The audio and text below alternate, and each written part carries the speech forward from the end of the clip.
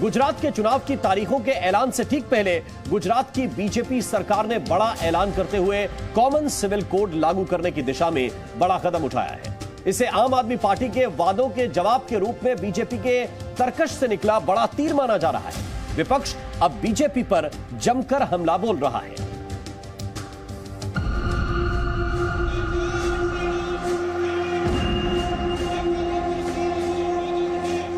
Uniform civil code के अमलीकरण के लिए एक कमेटी का गठन करना ये तय किया है।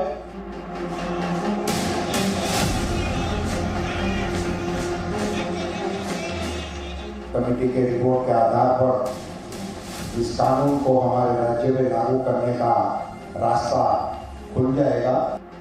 गुजरात में विधानसभा चुनाव की तारीखों के ऐलान से पहले ही गुजरात की बीजेपी सरकार ने बड़ा दांव चल दिया है। जी हां, गुजरात की बीजेपी सरकार ने राज्य में यूनिफॉर्म सिविल कोड लाकर बड़ा गेम चेंजर ऐलान किया है।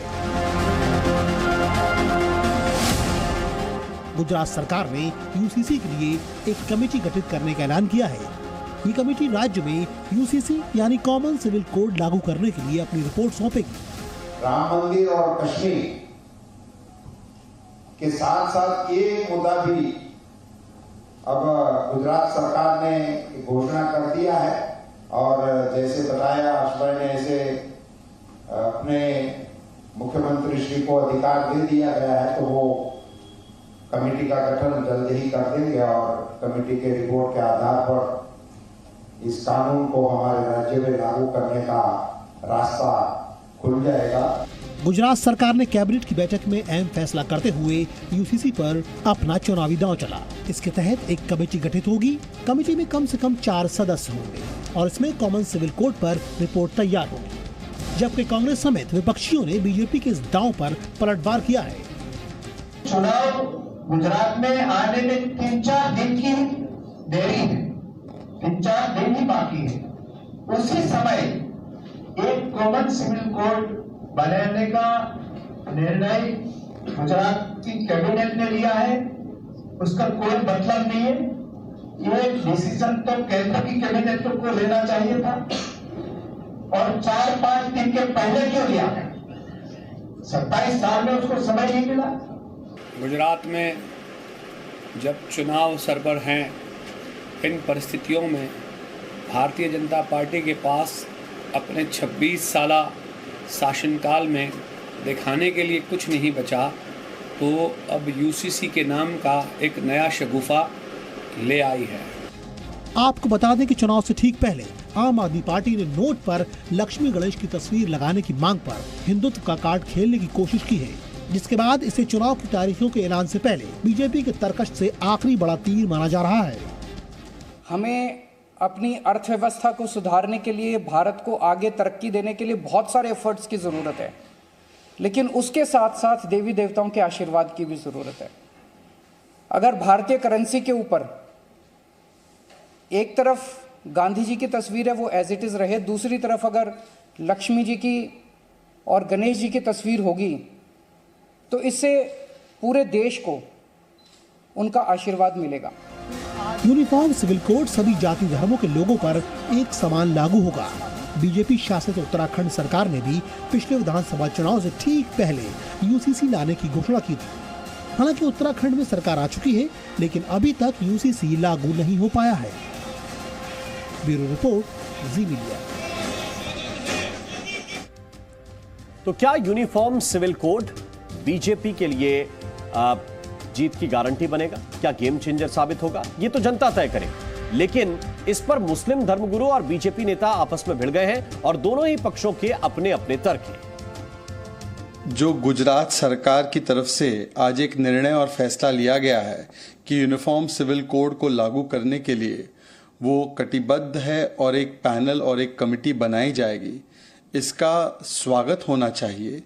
ये दिखाता है कि किस प्रकार से भारतीय जनता पार्टी जो भी वादा करती है, और ये मैनिफेस्टो में वादा किया गया था भारतीय जनता पार्टी के द्वारा कि यूनिफॉर्म सिविल कोड को लागू करने के लिए वो प्रयास करेगी, तो उसे पूरा करती है। यूनिफॉर्म सिविल कोड महिला सशक्तिकरण और लिंग न्याय के लिए एक बड़ा हथियार है, जेंडर जस्टिस का एक बड़ा हथियार है। देखिए, अव्वल बात तो ये है कि इस यूनिफॉर्म सिविल कोड का ताल्लुक़ सिर्फ मुसलमानों से नहीं है, बल्कि जितने भी मज़ाहिब हैं सभी मज़ाहिब का अपना अपना पर्सनल लॉज हैं, तो सभी के लिए इसमें दिक्कत और परेशानी का बायस है। और हिंदुस्तान जैसे मल्टी रिलीजियस और मल्टी कल्चरल मुल्क में ये प्रैक्टिकली पॉसिबल नहीं है कि ग्राउंड पर आप यूनिफॉर्म सिविल कोड लागू कर सकें। ज़बानी तौर पर तो ये एक मुद्दा इसको बनाया जा सकता है, लेकिन आप ये कहें कि प्रैक्टिकली इसको लोगों पर लागू कर दिया जाए तो हम ये समझते हैं कि प्रैक्टिकली पॉसिबल नहीं है। और गुजरात में आम आदमी पार्टी ने चुनाव मैदान में अपनी पूरी ताकत झोंक दी। पंजाब की सफलता के बाद अब दिल्ली के मुख्यमंत्री अरविंद केजरीवाल ने मुख्यमंत्री चुनने के लिए गुजरात की जनता से ही पूछा है। आपको बता दें कि इसी तरह से पंजाब में भी केजरीवाल ने मुख्यमंत्री के चेहरे को लेकर जनता से सवाल किए थे। सवाल है कि क्या केजरीवाल का गुजरात में पंजाब का मॉडल पास होगा या फिर फेल। दिल्ली के मुख्यमंत्री अरविंद केजरीवाल और पंजाब के मुख्यमंत्री भगवंत मान पूरी तरह से गुजरात के चुनावी मैदान में किस्मत आजमाने के लिए उतर गए हैं। पंजाब में आम आदमी पार्टी को जो सफलता मिली उसे भुनाने के लिए अब अरविंद केजरीवाल ने अपना पुराना चुनावी दांव चल दिया है। हम जनता से पूछ के तय करते हैं कि आप किसे मुख्यमंत्री बनाना चाहते हैं। आप लोगों को याद होगा जब पंजाब के चुनाव हुए थे, हमने जनता से पूछा था कि अगला मुख्यमंत्री कौन होना चाहिए, और बड़े भारी बहुमत से जनता ने भगवंत मान साहब का नाम लिया था कि भगवंत मान को हम मुख्यमंत्री देखना चाहते हैं, और जनता की इच्छा के अनुसार हमने भगवंत मान साहब का नाम अनाउंस किया था। अरविंद केजरीवाल ने जनता से गुजरात के मुख्यमंत्री उम्मीदवार को लेकर राय मांगी है। साथ ही केजरीवाल ने एक मोबाइल नंबर और ईमेल आईडी भी जारी किया है, जिस पर 3 नवंबर को शाम 5 बजे तक जनता से सीएम प्रत्याशी के नाम मांगे हैं। आज जनता की राय जानने के लिए एक नंबर जारी कर रहे हैं 6357 000 360। इसके ऊपर आप एसएमएस कर सकते हैं, इस पे आप व्हाट्सएप मैसेज भेज सकते हैं, इस पे आप वॉइस मैसेज छोड़ सकते हैं, और एक ईमेल जारी कर रहे हैं आपनो CM AAPNOCM@gmail.com। केजरीवाल ने इस बीच बीजेपी पर जमकर हमला बोला। अपने आप ये दिल्ली में बैठ के मुख्यमंत्री बदलते रहते हैं, दिल्ली में बैठ के अरे गुजरात के लोगों ने, हम लोग जनतंत्र में रहते हैं, जनतंत्र में जनता तय करती है कि मुख्यमंत्री कौन होगा। आपने जनता से तो पूछा ही नहीं कि विजय रूपानी मुख्यमंत्री बनेंगे 2016 में, और फिर 2021 में आपने पूछा ही नहीं कि विजय रूपानी जी को हटाएं कि ना हटाएं। आपने पूछा ही नहीं कि भूपेंद्र पटेल को हटाएं कि किसी और को बनाएं, भूपेंद्र पटेल को बनाएं कि किसी और को। हम ऐसे नहीं करते, हमारी आम आदमी पार्टी में हम ऐसे नहीं करते। केजरीवाल ने पंजाब मॉडल को गुजरात में टेस्ट करने और वोट के लिए नोट पर लक्ष्मी गणेश की तस्वीर को लेकर बीजेपी ने भी केजरीवाल पर पलटवार किया।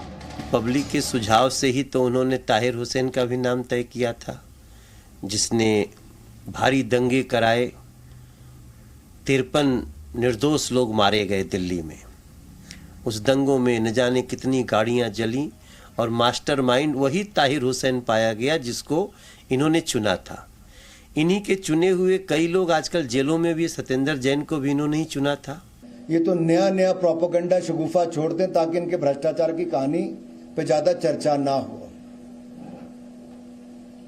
मैं आपसे पूछना चाहता हूं, अरविंद केजरीवाल जी, दिल्ली में मौलवियों को तो आप 18,000 रुपये साल का देते हो, मंदिर के पुजारियों को, गुरुद्वारे के ग्रंथियों को, चर्च के पादरियों को भी क्या आप 18,000 रुपये प्रति वर्ष देने का काम शुरू कर रहे हो? गुजरात चुनाव की तारीखों के ऐलान से पहले राजनीतिक जंग और धारदार होती जा रही है। देखना यह है कि 27 साल से बीजेपी सत्ता को हिलाने में आप कितना कामयाब हो पाएगी। ब्यूरो रिपोर्ट, जी मीडिया।